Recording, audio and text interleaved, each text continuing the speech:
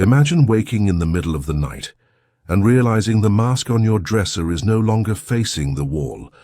Instead, it's staring straight at you, and worse, you can hear someone breathing behind it.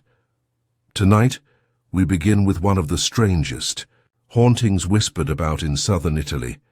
If you stay with me until the end, you'll see why locals still leave candles burning at night to keep this mask from finding them. Welcome to Bound in Fear, where every night we bring you real encounters of ghosts, demons, and the things people wish they'd never seen. Subscribe if you dare, and join us as we uncover the shadows. Story 1. La Vecchia Maschera, the Old Mask. The story goes back to the small town of Matera, where a young man named Davide inherited a mask said to have belonged to a carnival performer centuries ago. It was beautiful, carved of wood painted with faded reds and golds, with a long curved grin that didn't feel quite human. His grandmother told him never to wear it.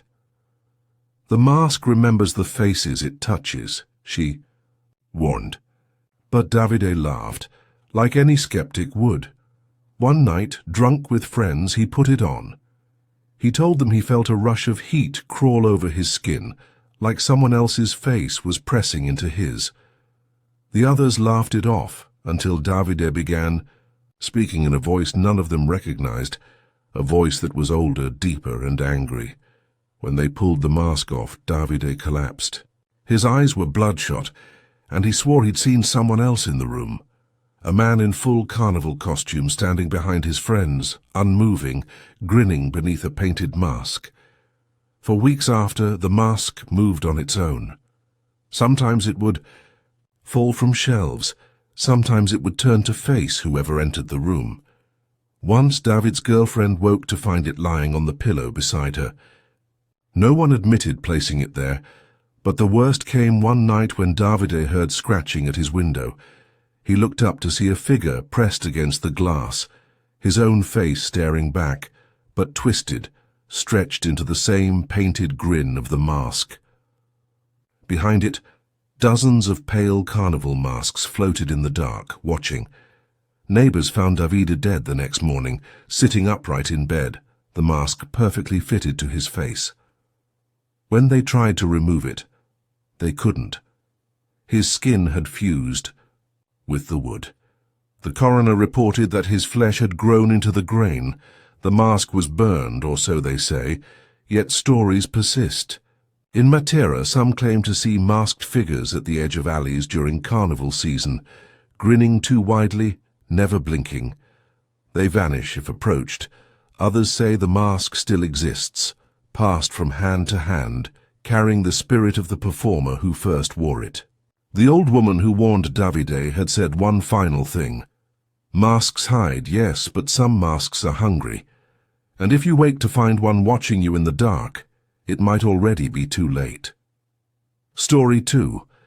Il Burattinaio, the Puppet Master, the CEB. Puppet Master's story began centuries ago, when marionette theaters thrived in Italy. A craftsman known only as Gallo was said to create the most lifelike puppets in Naples. They danced, sang, and bowed as though truly alive.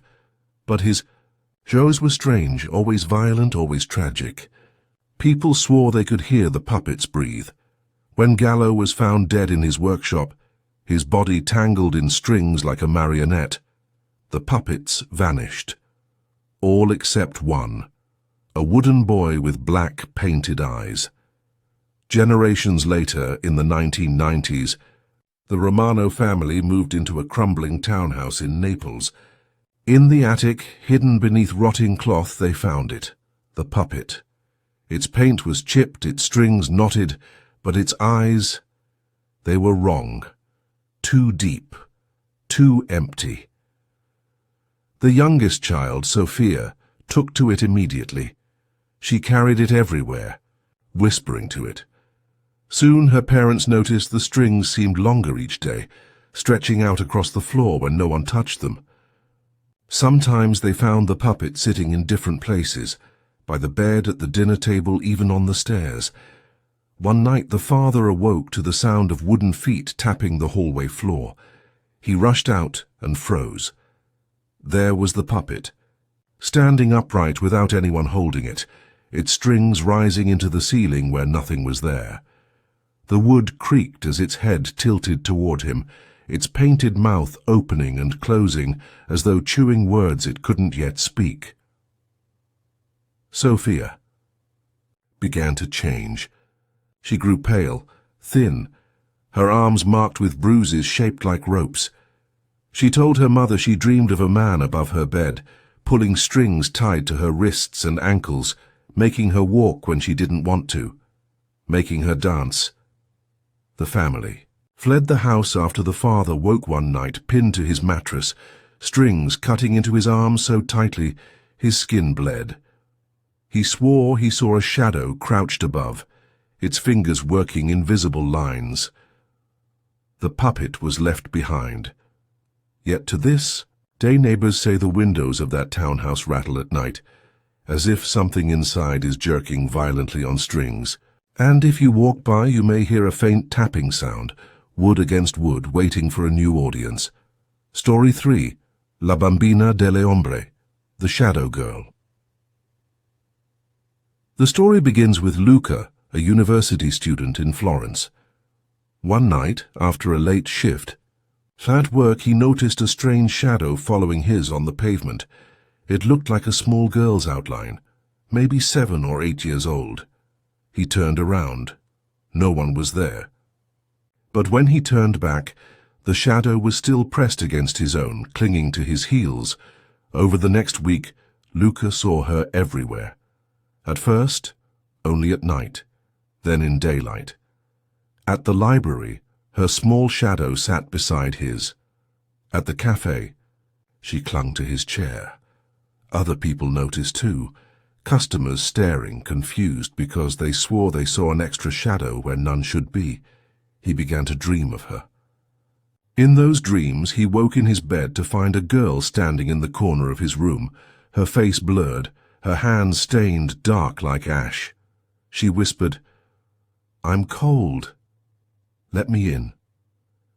Each morning, Luca woke weaker, his breath short, his skin pale. Doctors found nothing wrong, but the dreams continued. Finally, he confided in a professor of folklore. The man went pale when he heard the description. He said legends told of children who died in Florence's plagues, left unburied, who clung to the living as shadows, desperate for warmth. Once they choose someone, they drain them slowly until their victim collapses, and then they move on. That night, Luca burned candles and prayed. But when he blew the flame out, he saw it, her shadow standing at the foot of his bed, even though the room was dark. She whispered again, "I'm cold." The next morning, Luca's roommate found him lifeless, his skin icy to the touch, his lips blackened as though frozen. On the wall, burned into the plaster, was the outline of a small child's shadow. Even now in Florence, people say if you walk home late at night and notice an extra shadow, you must never look back. Because once she knows you've seen her, the shadow girl will follow you until you're cold enough to take her place.